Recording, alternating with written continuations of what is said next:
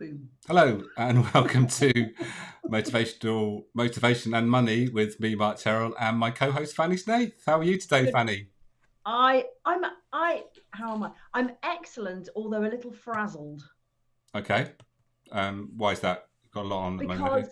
because as so many people do, when you're starting to set up running a course or doing a launch of your course, you have if you don't have go and hire loads of help, you end up with a huge plate of stuff to do, and like things just become complicated, don't they? Hmm. And like setting up webinars, setting up web pages, setting up sales pages, setting up this, that, and the other. And it all becomes very busy. And when you're talking about motivation, if Mm. that is not your core skill and not something that is really the best use of your time, Mm.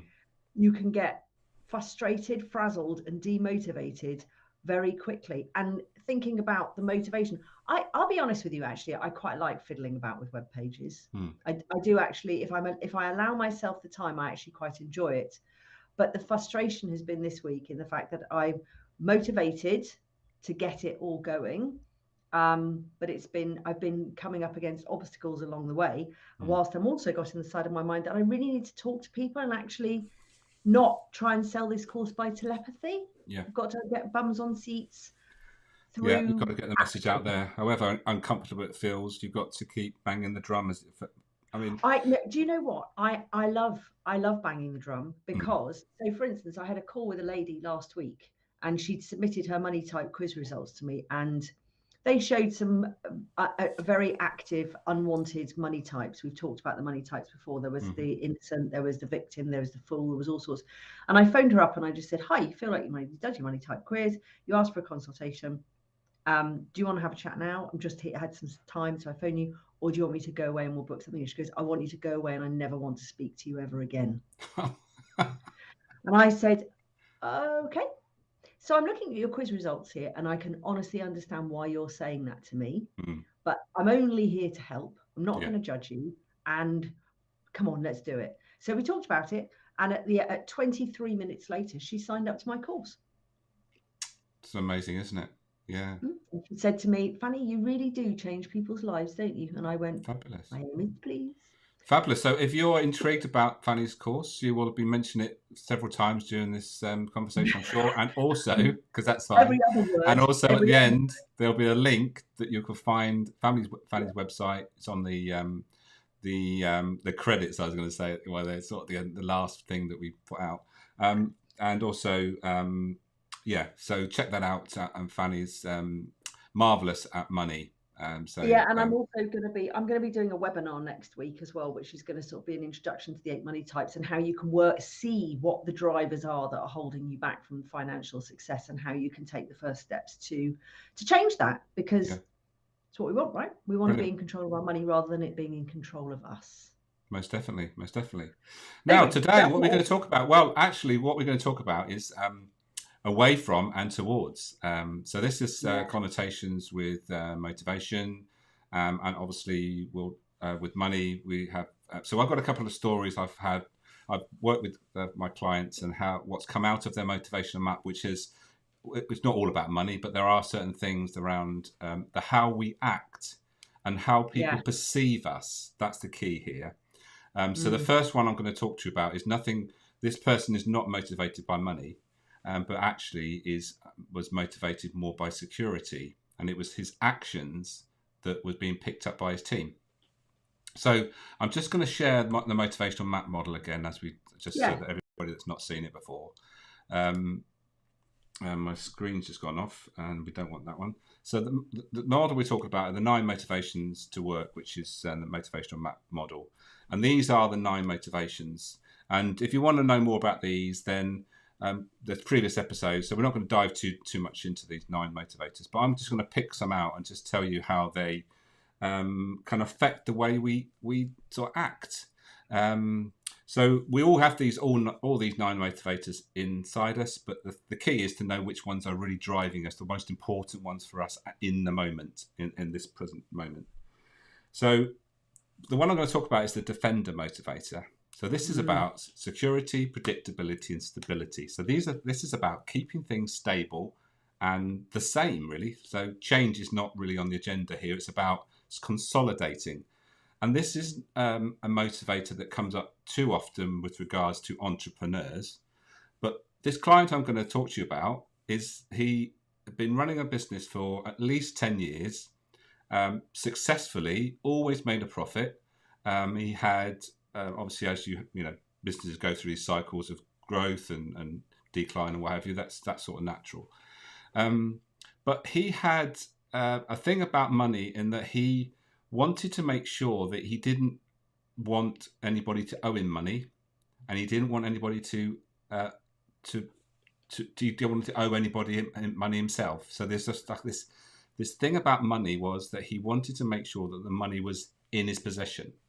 And because of this, his actions were that he'd always talk about money, constantly talk about money, asking his team, have so-and-so paid? Is that money, we've received that payment, blah, blah, blah. So the message he was sending to his team was that he was absolutely a fanatic about money. So and the impression he was given to his team when we did the motivational exercise with the whole team, the team, pretty much all of them said to me, yeah, the boss, he's just money mad. He doesn't stop talking about money. And I said, well, that's interesting because I know that he's not driven by money. So the interesting conversation that came about after we sort of dived into this was that it was something in his past, which I'm not going to divulge, just in case anyone can sort of add up the dots. Basically, it was something in his past that basically made him do things with regard to his business, which were about securing his money, making sure money was in the bank to pay his bills. He never wanted to be in a position where he didn't have the money to pay, and that was his biggest fear. So he wasn't moving towards having lots of money. He was moving away from not having enough money to pay his bills. Mm-hmm. That's it. So it's an interesting scenario, isn't it? Because we think that when people are just talking about money, they think that that's what's driving them. But actually, in this case, it wasn't. Well, you're absolutely right. And the interesting part, because this for me is probably the cornerstone, the first stone of my financial journey. When I think I said it before, when I was 10 years old, standing in the free school dinner queue at school, extremely angry, having just left a boarding school, because we lost all our money, because my stepfather was blackmailed. It was then I made that decision that I said that I was never going to be beholden to anybody for money, and I was going to become a millionaire. That's what I said at 10. I didn't even really know what it meant or anything, but that was it. And from that moment on, my motivation towards becoming wealthy was an away from, it wasn't towards. I didn't think about what would happen if I became a millionaire. I didn't think about that was all linked to security. And interestingly enough as well, is that if you're linked to security, of having that crutch, as it were, or that feeling of safety, which money doesn't really bring you that much feeling, because anybody can come along and take away your money, as I found out, to our detriment. Just because I was going to amass this money didn't necessarily mean that having it was safety. Somebody probably said to your client, by the way, never a borrower nor a lender be. Probably. That's a nice one, isn't it? Yeah, So so just keep it stuck. Well, the interesting thing there was that he was my fastest ever payer. I send him my invoice today, and the next day he paid me. Yeah, but he would be, because he just wants the transaction done. Yeah. Because it's opening the door, close the door. Yeah. Open the door, close the door. Yeah. So you can imagine the conversation I had from then on. Is that actually healthy for your business? Is it helping you progress the business? Is that actually becoming a real barrier for your progress? And it was. He put up his hand and said, "Look, this is always going to be something that I sort of going to sort of." Well, there's a statement. Struggle with. This is always something I'm going to struggle with. What he needs is a money coach. Yeah, he did at the time. If only I knew you then, Fanny. Whenever it was. Gosh, a good 5 or 6 years ago. So exactly, but this is the thing, right? And it was the same. It was the same with me as well. If it's like I inherit this from my father, who's the same, who money for security and got to look after money. He came from quite a poor family, Mm-hmm. and you only want to open the safe, take out, put in, shut the door again. So really, that whole length of transaction is just done as quickly and as neatly as possible, which I suppose then doesn't give, it doesn't allow for things to go wrong, I suppose. Right, I've done that. And also it's you've checked it off in your mind. I mean, I remember once one of my bosses, who, when I used to do his bookkeeping, he used to say to me, Fanny, how much money have we got in the bank? He was a proper tyrant. Fanny, how much money have we got in the bank? And I would turn around and I would say to him, well, do you want cleared balance or how much money there is in the bank right now? Because I knew that we sort of lived on a bit on the edge. Just tell me how much money's in the bank account. And I go, right, as of now, it's this amount of money. Oh, like this, but we all know there's a cleared balance and a balance at the moment. And I suppose for him, with his safety, if you're going to be little old King Cole counting your pennies and all that kind of stuff to satisfy that feeling of security and safety, you can't afford to have uncleared balance in this. You just want to keep it all in a nice, neat box, don't you? Yeah. So if anybody's just joined us, just to recap, we're talking about away from and towards motivations, and also we're going to talk about that in the context of money whenever we can. Because it's interesting how people move towards having enough and away from not having enough. So another story that I've had, and it's this interesting, and this you'll be able to give more information on this. So this one is the builder motivator, which is the obvious one to. So this is about seeking money, material satisfaction, and above average living standards.